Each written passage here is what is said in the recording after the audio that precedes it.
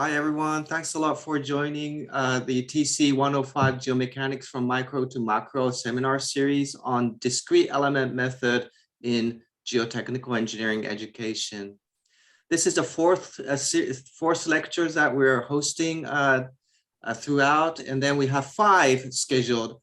We already had 3, as you can see through my screen.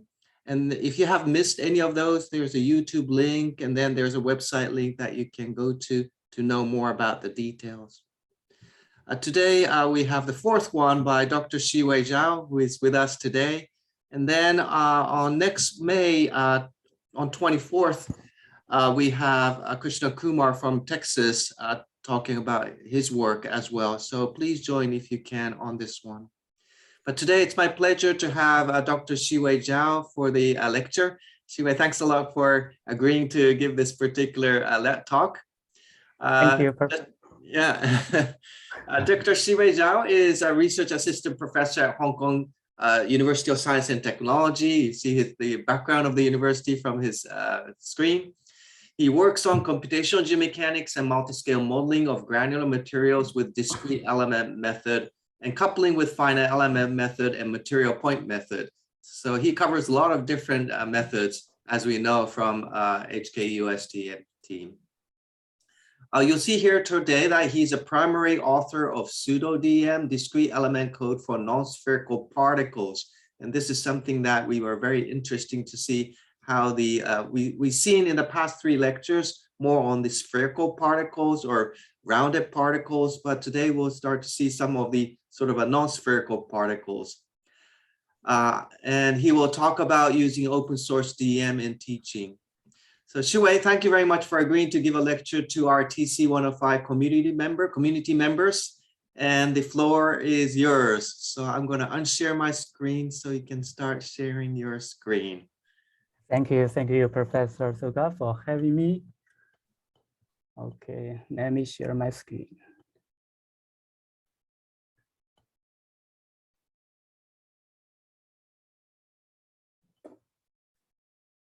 Yes, it looks good. Okay. Hi, everyone. And it's my pleasure to take such a lecture. And today I will introduce you how to use open source DEM in teaching, especially in geomechanics.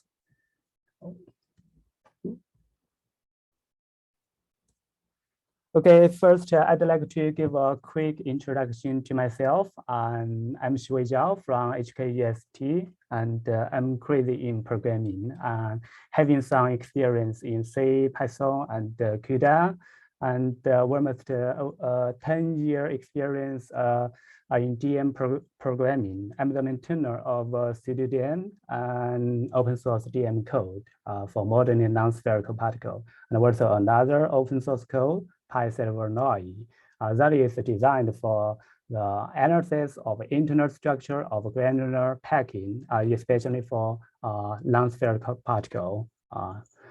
Okay, I have done some work on multi-scale modeling by using DEM, FEM, and MPM, and especially the modeling for non-spherical particle in DEM. I also did some research work on hierarchical modeling and its GPU acceleration.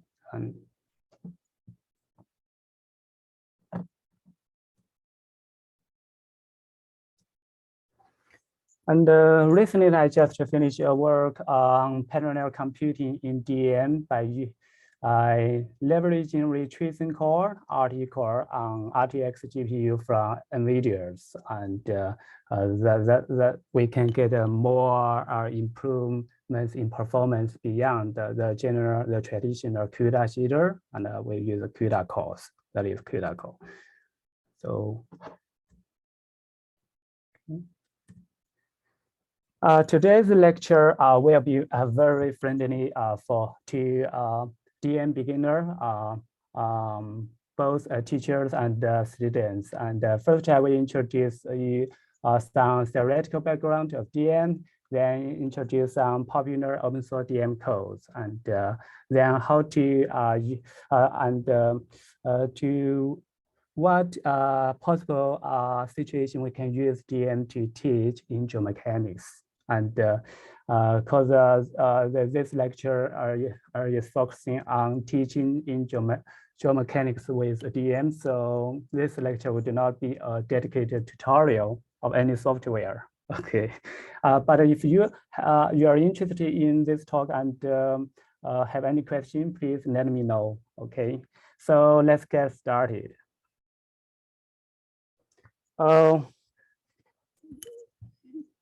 In my first class, and I usually prefer to show students a screensaver on Windows. I think most of you have a computer with Windows. So if you just click just a few clicks, you can get a screensaver called Bubbles and on your Windows. And yes, that's exactly a DM program, right? And so students may have an intuitive impression of what DM is. They may be thinking, oh, it's a bubble toy, right? Also, more scientifically, the DM may be that the particles interact with each other, right? And yeah, so students have never been so close to DM, right?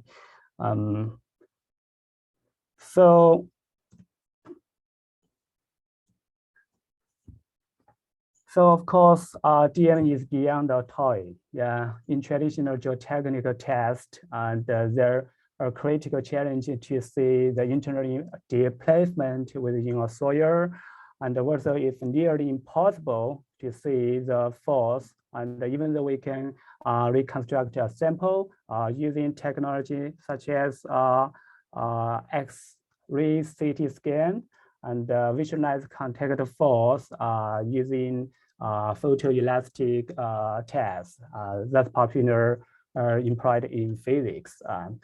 And in contrast, DM simulation and can be used easily to reproduce experiments, at least quantitatively. So DM would be a very fantastic tool in teaching, especially in geomechanics.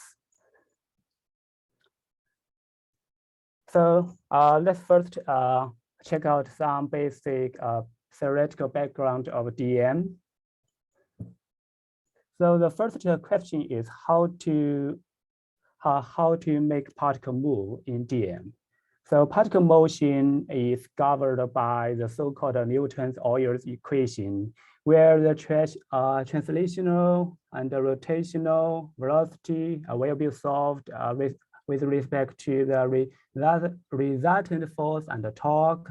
And to get the resultant force and the torque and the resultant force, that is a summation of the body force, like the gravitational force and the contact force from labors of a given particle.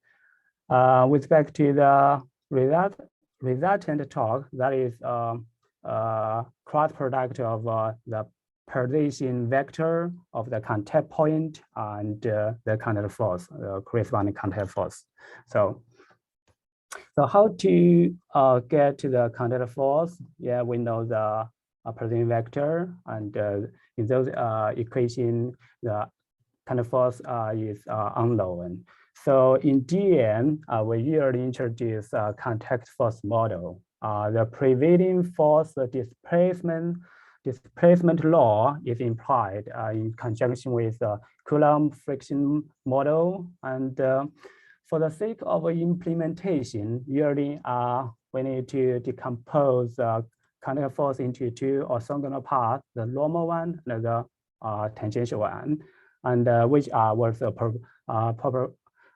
proportional to the penetration or the tangential incremental displacement, respectively. And the Kn, Kt that are the corresponding contact stiffness.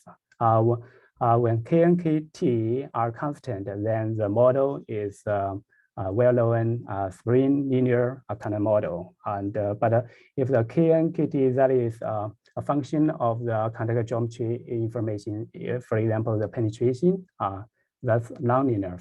For example, the Hertz mining model, that's a typical nonlinear model. And so here we need to usually the Kn and Kt are known and prescribed. And so how to get the contact geometry information. So we first need to introduce a branch vector. That's a vector joined to center of two contacting particles, and also contact normal. That is a unit vector of the branch vector for sphere, just for sphere. Okay, then we can easily get the penetration vector D, penetration that is 1 or 2, the sum of the radii of the two spheres, and then minus the law of the branch vector. And to get the tangential incremental displacement, del U, then we first need to get the relative velocity of the two contacting particles at the contact point. So then we get the normal part, then the tangential part, then times the time step, we get the tangential incremental displacement. So we can get the contact force. Okay, so far so good. We have everything warming up. So how to make a particle moving continuous? Imagine we have a lot of particles in a system, and at the current configuration, we first need to do is take a broad phase of contact detection to figure out which particles are potentially contacting with each other. Then we take a further narrow phase of contact detection to solve the exact contact geometry information so that we can get the penetration and also the tangential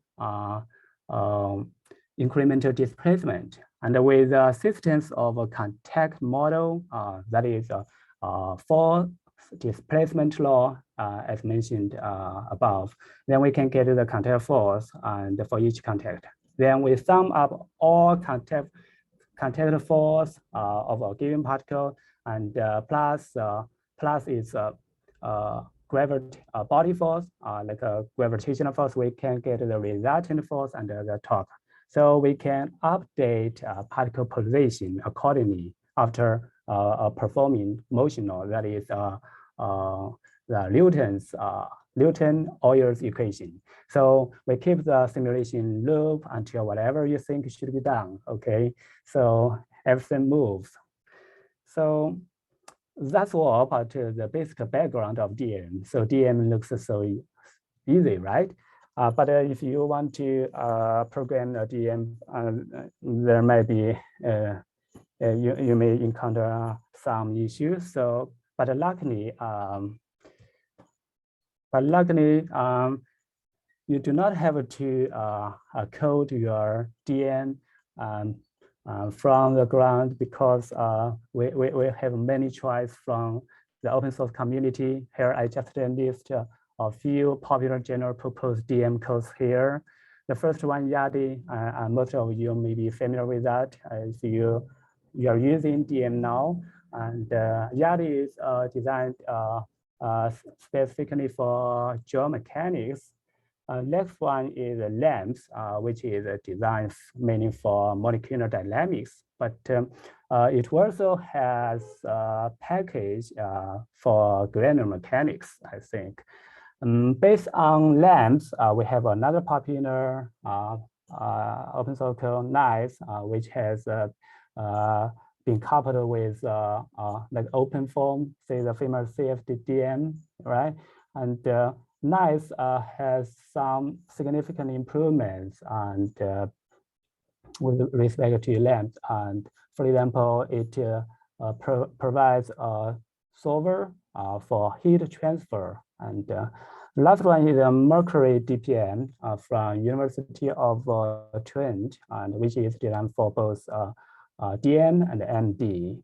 Of course, there are other versatile open source DEM codes, such as Pseudodn, focused on non-spherical particle modeling, and UDN which is for portable and parallel computing. Both Pseudodn and U are forked from Yadi, and they share the same interface of modeling. So if you use one of those software, you can switch to another very easily. So that's why I developed the Pseudodn from Yada. So the last one is EFIS particle. EFIS particle from University of Queensland, and which is designed for large-scale simulation using OpenMPI, and especially in geoscientific and geotechnical application.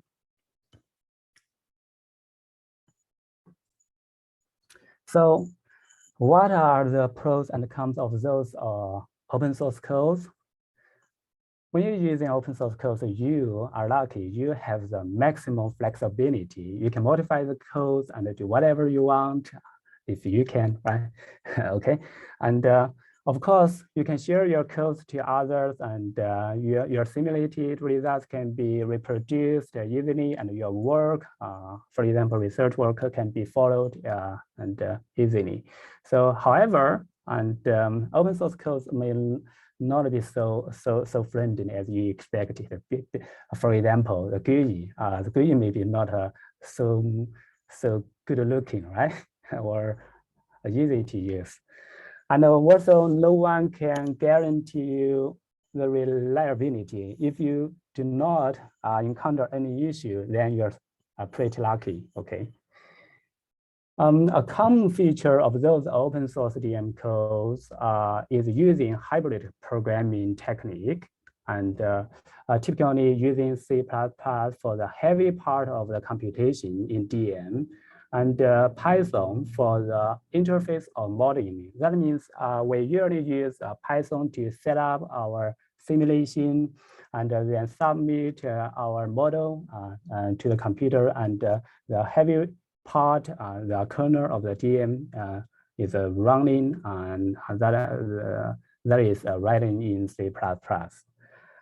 Of course, there might be an issue because those open source DEM codes mainly developed on Linux and with lots of dependency from the open source community. For example, the Boost, which is very popular but huge and open source library. If you want to compile it on Windows and make a portable multi-platform software or binary, you may encounter some issue. So how to set up using those open source codes? And for Unix like OS, like Linux and Mac OS, we can directly compile those codes from source. And for Ubuntu, most of those codes are developed on Ubuntu, okay? And you can, they provide a binary to out of box to use. And you can just type a short command like cd, that's usually the super user permission, then to install your package, for example, Yadi, and cd apt install your package. And sudo, that's a common command on Linux, which is short for super user do. That's why we use Pseudodn for the code. That means we have the maximum flexibility to do DEM simulation when we use Pseudodn. Okay,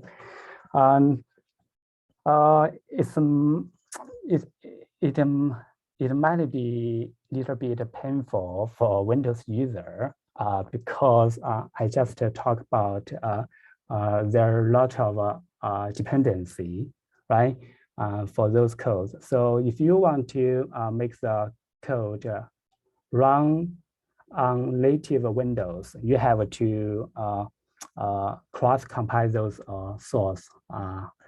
But you need to use the tool, cross-compiling tool chain like MSys2 and compile those code on Linux, and which will output a binary that can be executed on Windows directly.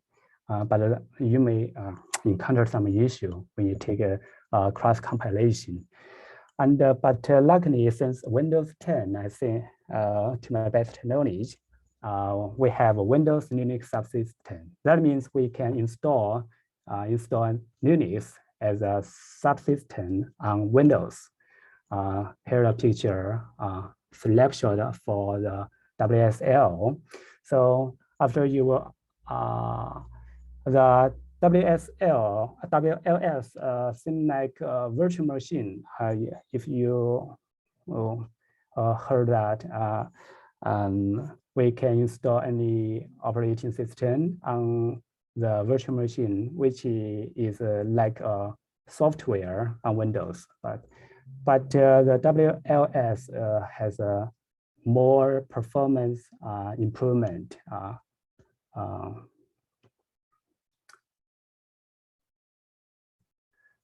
Okay, that can be a good start. YADI, and here I show the snapshot of the simulation loop designed in YADI. We have a body that is particle, and the body have some attributes like shape, material, also state. State means the position, the velocity, acceleration, etc.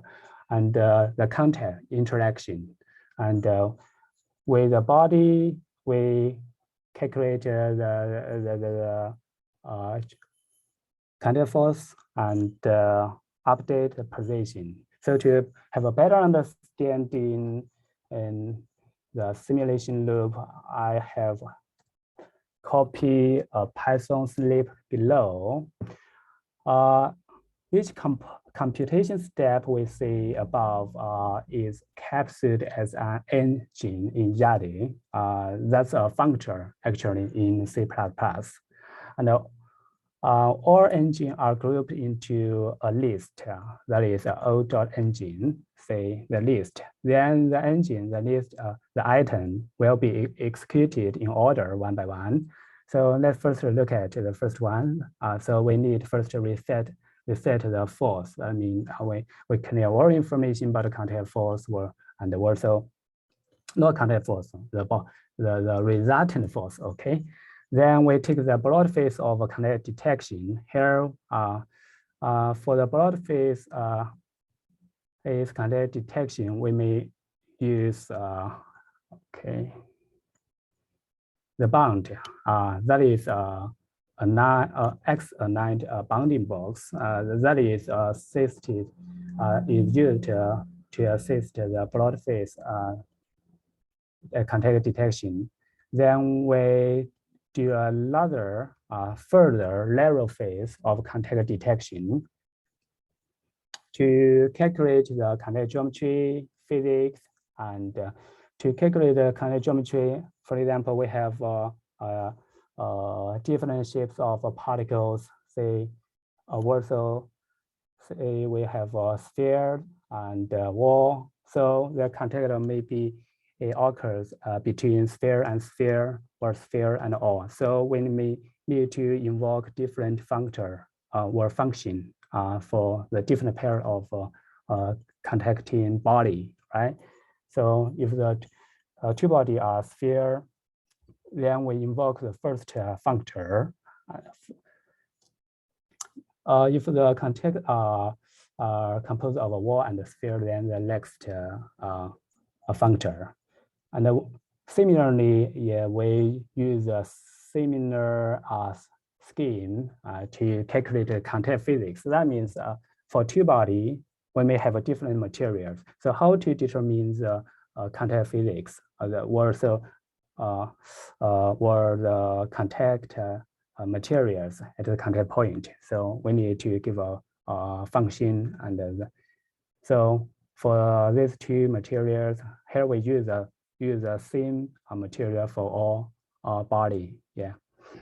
Then we present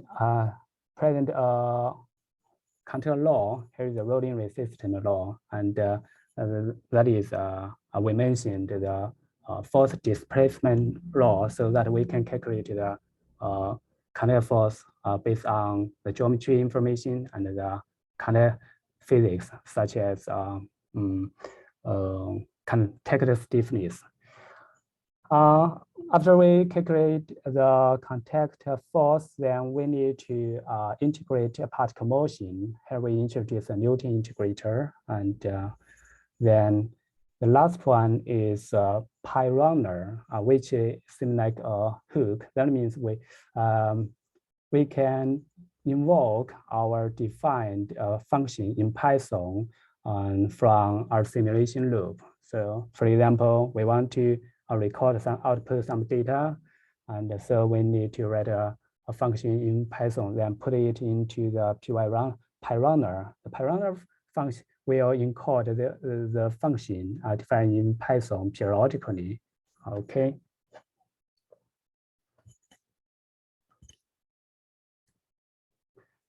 Okay,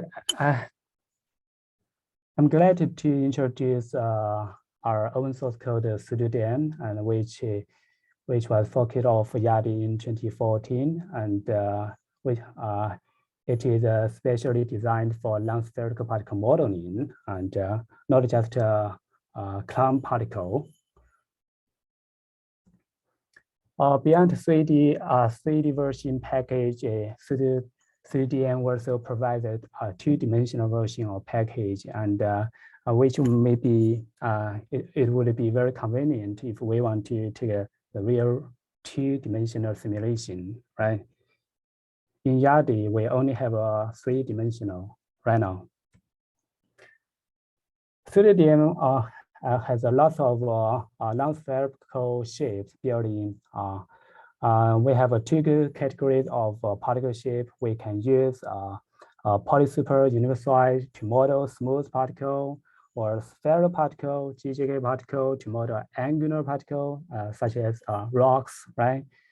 And corresponding with those non-spherical particle shape, and we have implemented a 3 generic contact detection algorithm, and including parametric common normal PCN algorithm and the GJK algorithm. GJK is a very popular contact detection algorithm in computer graphics. And also we implemented a hybrid algorithm of PCN and GJK, which will be useful for some extreme cases.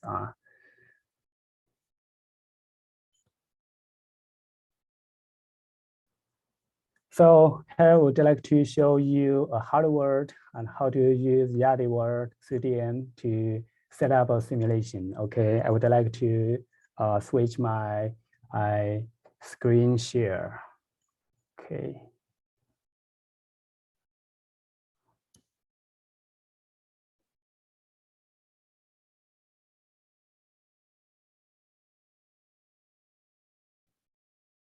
Okay.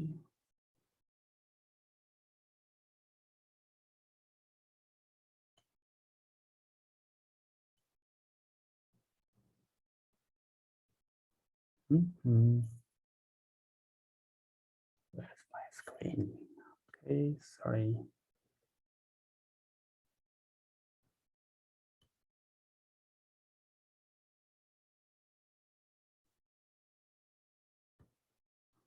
Hold on, please. Wait a moment.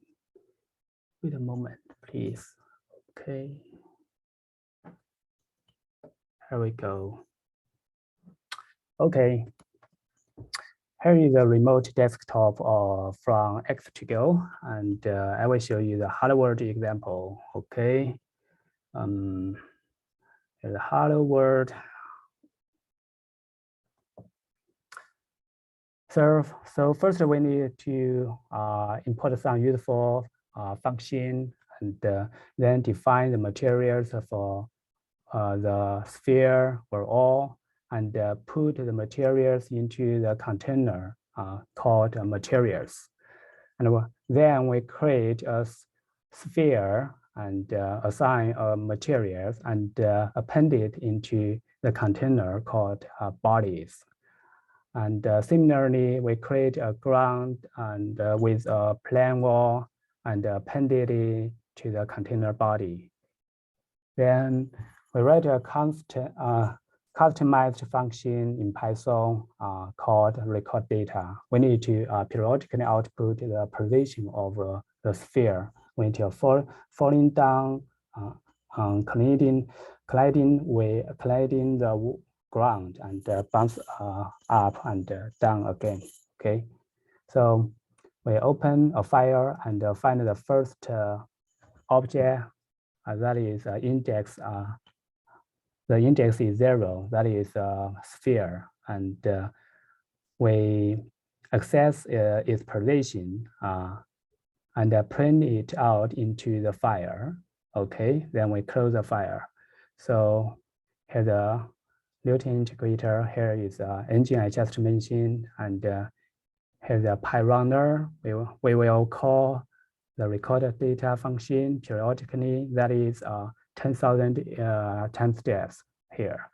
We set the time step and we can run the simulation. Okay, it's very easy. And so let's start hardware. Oh, 3D. Okay.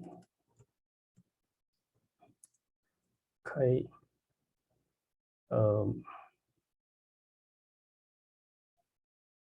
Okay, we have a sphere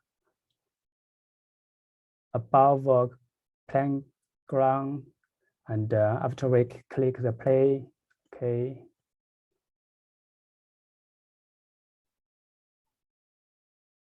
So the ball bounce forth and back. So we have a file called data. Here we just create, and we have the information of a particle position here, right? It was recorded every 10,000 time steps here. So we can take a quick plot using GNU plot here. Okay, let me copy it here. Okay, GNU plot. Okay, then okay, we get the curve of the center of the particle.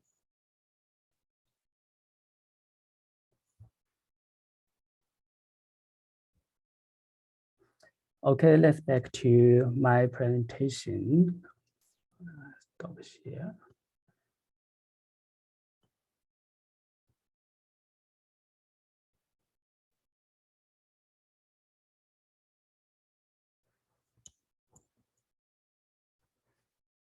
Okay, so how to use DEM to teach in geomechanics? I have listed some possible situations.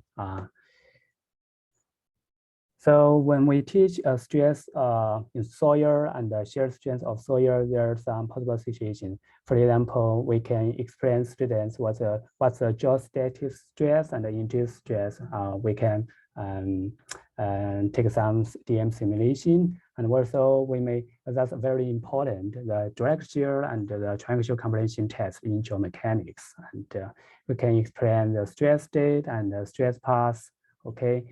And for the earth pressure, yeah, that's a very important concept in geomechanics, and we can introduce students the earth pressure at rest, and also the Rankine coulombs earth pressure, and we can take corresponding DEM simulation, and also slope stability and foundation deformation, like the bearing capacity of shallow foundation. We can also take some DEM simulation. So let's give some possible scenario.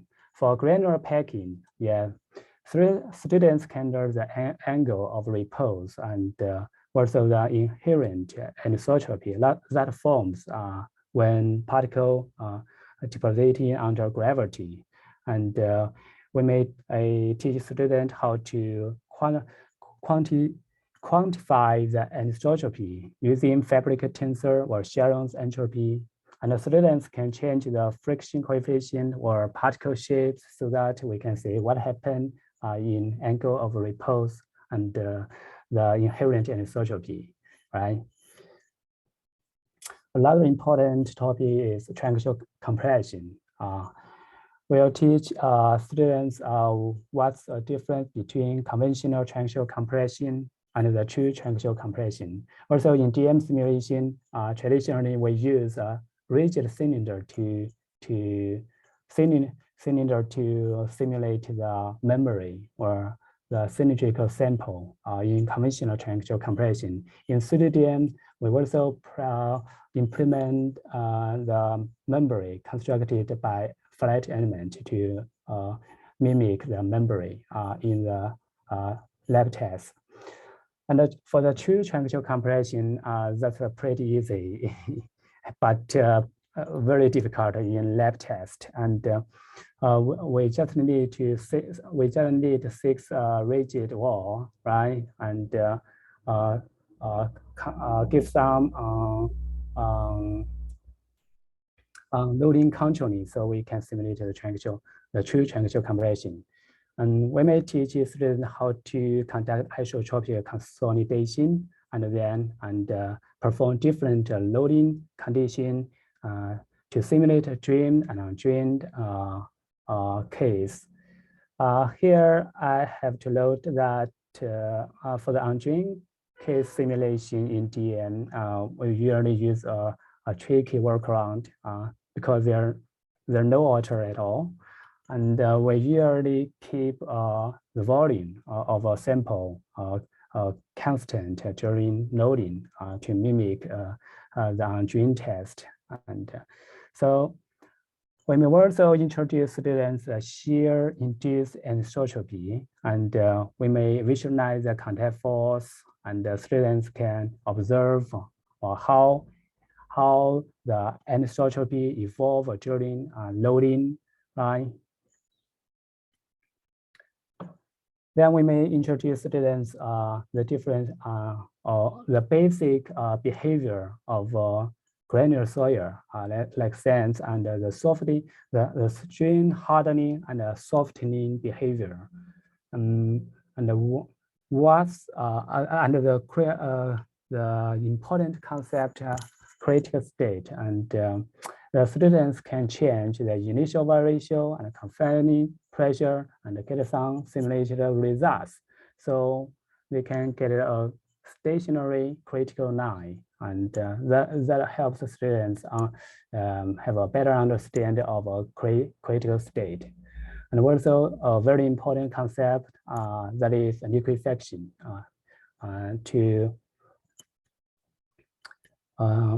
for what condition the liquefaction occurs, maybe, right? Another topic is earth pressure. So we first introduce students earth pressure at rest, and the Q0, the coefficient of earth pressure at rest, that is sigma, the stress in horizontal over the vertical stress. And Q0 is usually less than 1 because the arching effect in soil. So how to explain the arching effect? So we can visualize the contact force and in our simulation, and that would be helpful student have a better understanding. Also for the active and passive earth pressure, students can move the wall. We can simulate in 2D case and move the wall inward or outward. So we can see how the contact force or network change. So there was other advanced topic, say, I give one, the slight impacting of berry. We may use polyhedral to model rocks, and also we can use a sphere to model soils. And we can also imagine we will assume a rigid or flexible wall, and the rigid one can be a plain wall or a polyhedral, like a cubic or wall to simulate the retaining wall. Okay, and the flexible barrier that is constructed by finite elements, and okay. Another advanced topic is student analyze the internal structure of packing, and teach student what the fabric is and what is the anisotropy of fabric, and analyze the local variation with the help of our open source code PySilverNOI for the packing of non-spherical particles. Okay. Okay, here I just give some demos. Okay.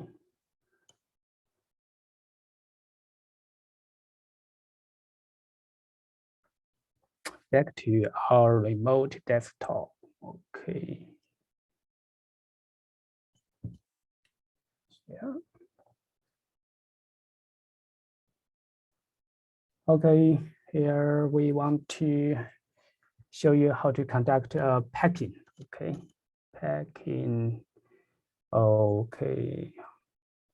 We have uploaded all the scripts into our website, and so you can get those scripts and right now. So okay, let's just run the script. Packing what? Packing.py. Okay. Here we have some poly superunit solid here, and we may be showing solid mode poly. Okay, here, see.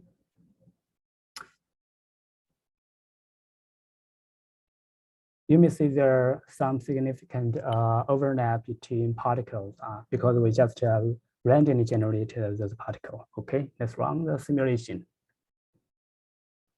Run.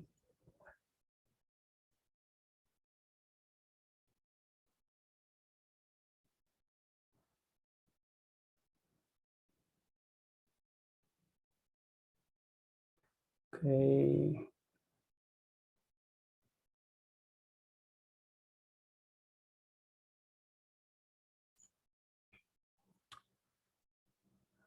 Let's wait a minute.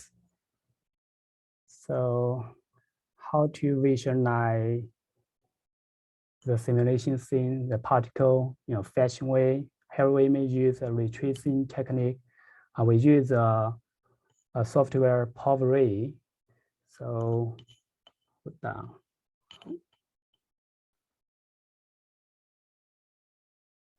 Let's stop.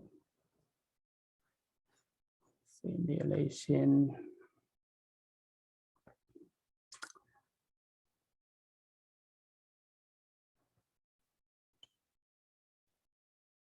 Okay, we need to import. Okay, we import from. So did import our module snapshot. So, oh, no such module. Oh, sorry. Pseudodn. Okay, then snapshot dot out POV. Okay, packing the name and without box.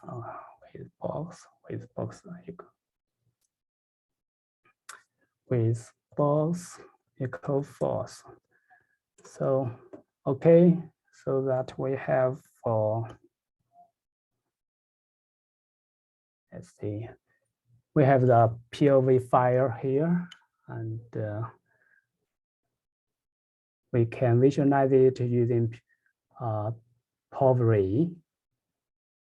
So Power. command. Oh.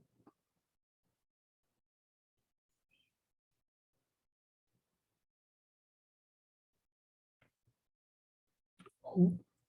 No.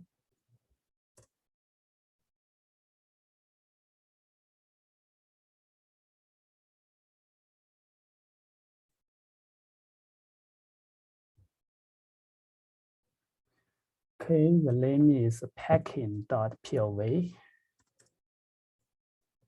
So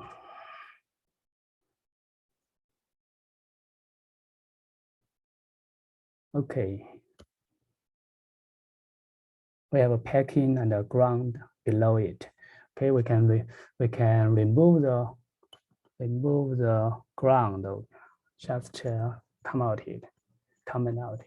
So let's re-render again.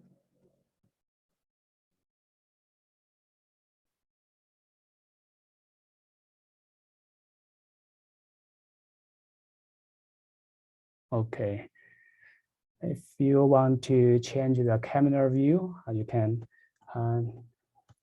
re-output the data. You can adjust the camera view here like this. Okay, so let's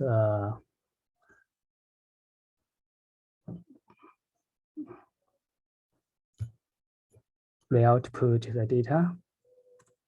Okay, then render it again. Okay, right.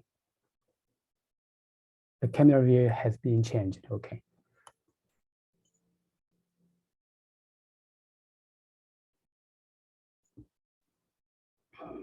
Okay, that's for the packing. And okay.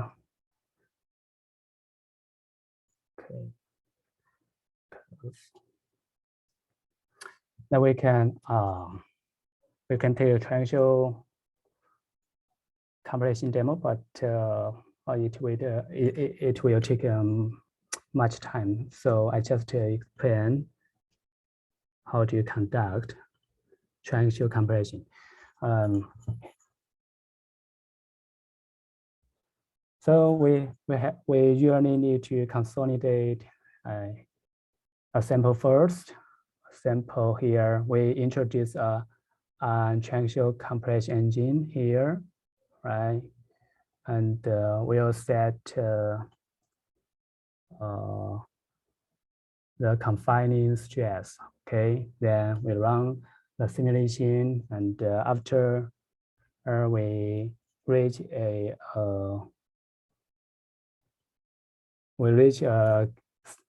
equilibrium state, then we can use it to share. Here is the share script, and you can find it online. And here's the TC105 triangle demo. So imagine we have three different initial variation for the dense one. Okay, we can take a drain case on drain case, and we have the consolidated sample here, right? And after shear, we can POV, we can output our data and make an animation. And also the fourth chain, connect fourth chain, we usually visualize the connect fourth chain using panel view, but we have script. Yeah, we have a script. So you do not need to use a GUI. You just need to run the script, then you can output all contact force chain in different time instance. So then you can make a animation.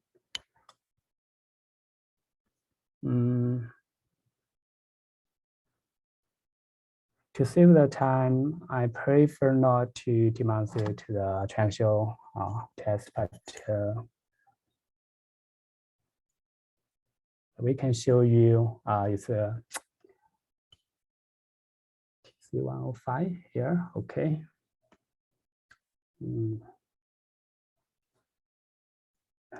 Let's take CD. We can use for call here and I share the sample. Okay. Because this server is pretty old, and so everything will be pretty slow. Okay. This is a consolidated sample composed of, I guess there are 10,000 particles. Not sure. Let me check. Oh, bodies. Oh, sorry. Oh, bodies. Okay. Yes, there are 10,000 poly superellipsoid here.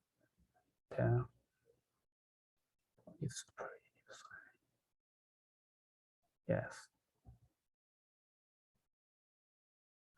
Yes, you can visualize it and use power array, as I just mentioned. Okay. Okay. I'm almost running out of time. Okay. So I have to stop here. Let's back to the presentation.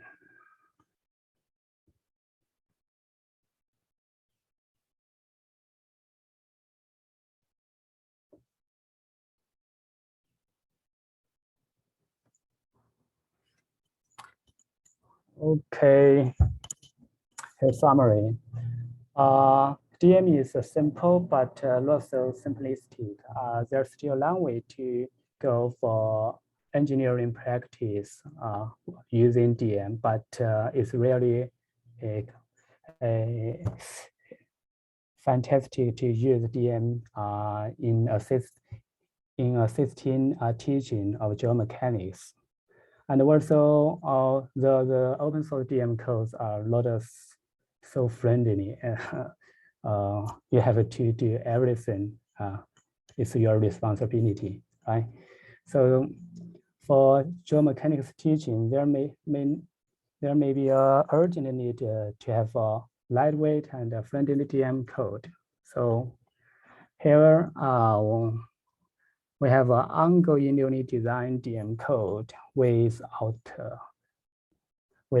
any third-party library, and which is designed for cross-platform and has a fancy GUI, and also we would like to make it support a GPU, and but maybe we need to look for funding to support the development of this code in the future.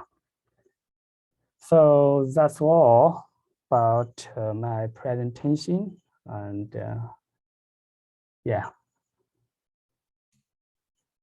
Okay. Shiwei, thank you very much. Hope that you get a funding to take that light one. But I sort of welcome any questions from our colleagues. Or if you can put it in a chat, please do so. Any questions?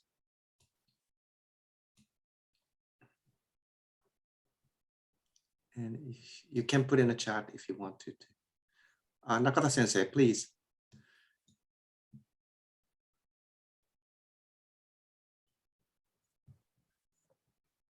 You have to unmute. Yukio. Yep. Can you hear me? Yes. Thank you, Shiwei. Nice presentation for comprehensive presentation for teaching DEM. I just simple question. So, assuming that master course student learn DEM for first time, do you think there are any specific books that should be read before learning DEM? For example, it is desirable that knowledge of elasticity theory and continuum mechanics is acquired before using finite Element Method software. So if you have any specific book, should read before learning DEM for student. I think DEM, thank you for the good question. I think DEM compared to finite element, and maybe it lacks some common support from the whole community, but because we have the solid theory in particle scale, so I think DEM it would be a good tool to assist teaching, especially we can explain some important concept or some macroscopic phenomena from the particle scale, and help students to understand what happened inside, right? So yeah, right now many people think that DEM is a toy, but yeah, we make use of it, of a DEM, use this toy and in our teaching. That's great, I think. Yeah.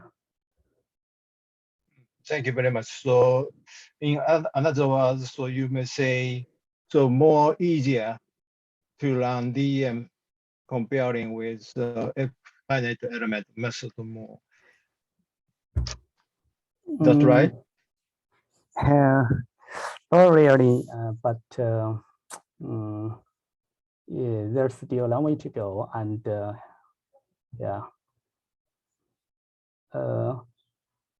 Sometimes in DEM, yeah, there's some painful issue. Yeah, so, we may not reproduce experiment at least quantitatively, right? Nagata says probably, Okay, yeah, like many, when you teach FEM, actually you learn structural engineering, not geotechnical engineering. It's part of the civil engineering course. So you learn about truss, and you know the nodal displacement, you learn about virtual work and all these things that comes together. And then you go to continuum FEM. So there are a lot of training before to go to that FEM.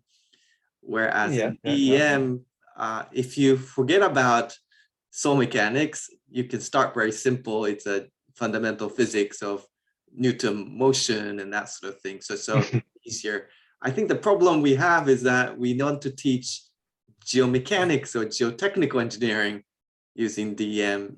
For example, what I think Shiwei talked about, so K0, K0 condition. What is K0? And we teach it 1 minus sine phi.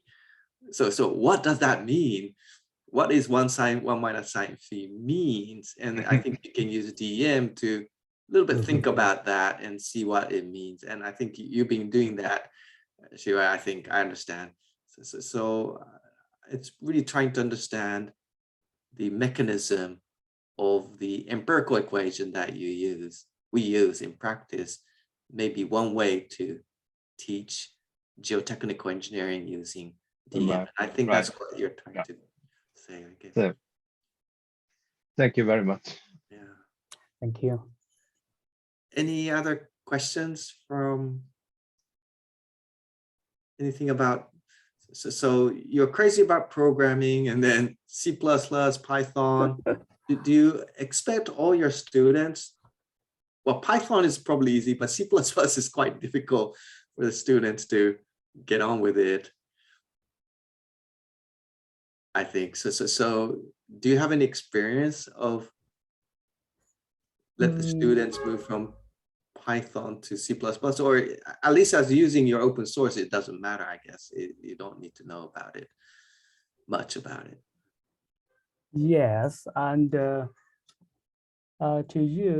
get started with C++, actually there are not too much different from Python in thinking, programming thinking. Yeah. And so I recommend Yadi. Yadi is a good start because there are lots of comments in the source code, and the students, if they are interested in looking into the source code and how the program running, that would be very helpful. Yeah.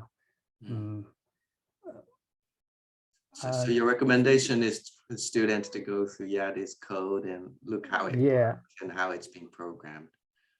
Yes.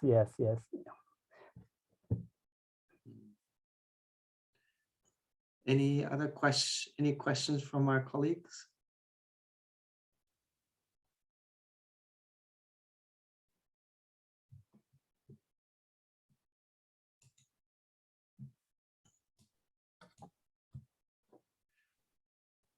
So I think, oh yeah, here's another one.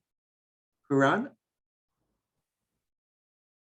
Ran, I think Huan Ran, am I pronouncing your name right?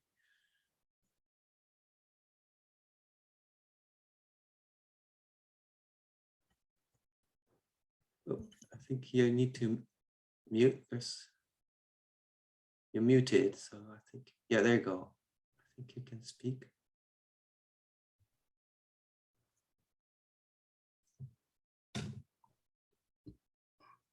Maybe it's difficult. You can put your question in the chat if you want.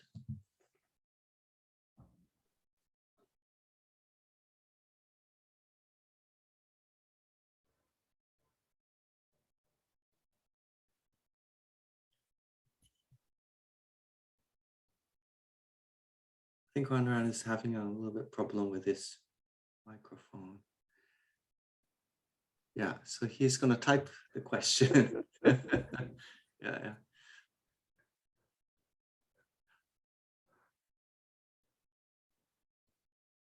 How much do you teach DEM in HKUST? At HKUST, sorry. Oh. Or you don't? Actually, not at all. We No. do not have a course on DEM, right? Yes, yeah. So you need to have that light version of the code to, is that why you're thinking you need to have a lighter version? Yes. Mm-hmm. Light version and yeah. So just to let everyone know that of course his code is available through GitHub, and then we'll give you a link and then make sure that you can start trying his code or other code.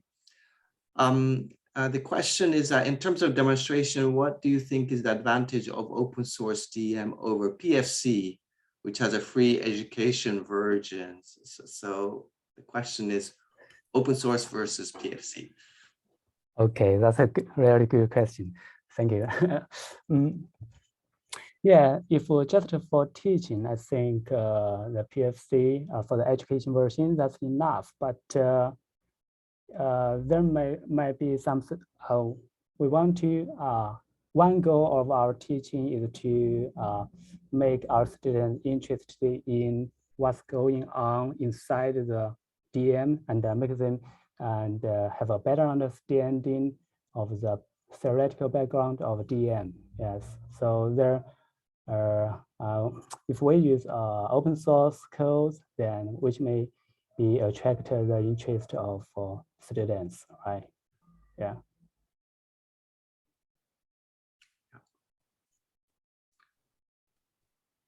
Thank you. Yeah. Well, I think there are a few ways to think about it. One is let the students run PFC or open source code so that they really feel how to run DEM. The other one is that we as a community create a lot of animation videos. Yes.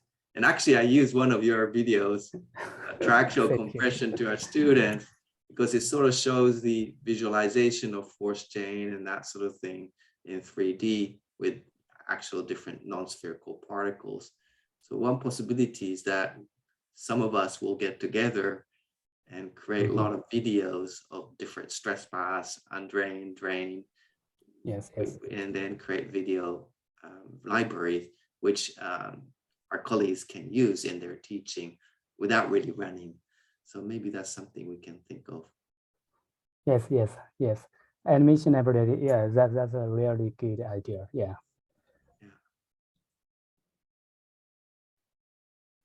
Nanda has a question. I'm curious to know how fast one can run Pseudodn code for real scale practical geotechnical problems, particularly for students. Will non-spherical particle decrease the speed significantly? Yes. The most challenge part for non-spherical particle modeling in DM is contact detection. We need to solve because for let's make it easy. For two sphere, yeah, it's so easy to compute the distance between the two spheres. But for non-spherical particle, for example, polyhedral particle, yeah, that's another story. And there are at least one order magnitude of speed down, I think, yeah, compared with sphere. So I'm not very sure it is very good to use the non-spherical particle to model the real scale engineering problem. Yeah. Yeah, maybe real scale geotechnical problems is a difficult one. But I guess understanding the element behavior, how the anisotropy, fabric anisotropy develops. Yes. And my another opinion is to what degree the effect of particle shape matters. Yes. Yeah, maybe for real scale engineering problem, the particle shape maybe not so important. Yeah. Okay, so it's 10 past 1 o'clock for us. And thank you all for joining. I just want to remind you that we have a final lecture on May 24th by Dr. Krishna Kumar at Texas, and he'll be talking about building a real-time interactive playground with the Institute of Viz and Deep Learning. So a little bit more advanced, but maybe more visualization, which Shiwei has kindly showed us today with the fascinating. I love the particle colors that you have Thank you. all these nice sort of different sort of nice color patterns that you have. So thanks a lot for your talk today. I think I'm sure that my colleagues agree on that, and I hope you have a good day. And thank you all for joining today, and have a good day or good night or good morning. See you next time. See you. Thank you for having me. See you. Let's